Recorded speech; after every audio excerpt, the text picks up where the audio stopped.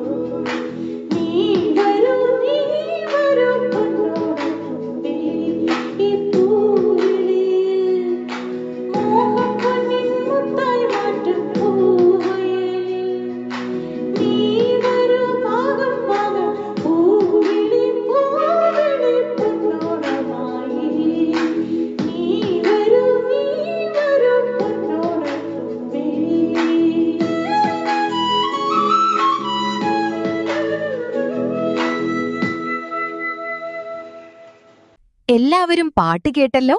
ഇഷ്ടപ്പെട്ടാൽ ലൈക്ക് ചെയ്യുക, ഷെയർ ചെയ്യുക. കൂടാതെ ചാനൽ സബ്സ്ക്രൈബ് ചെയ്യാനും മറക്കല്ലേ.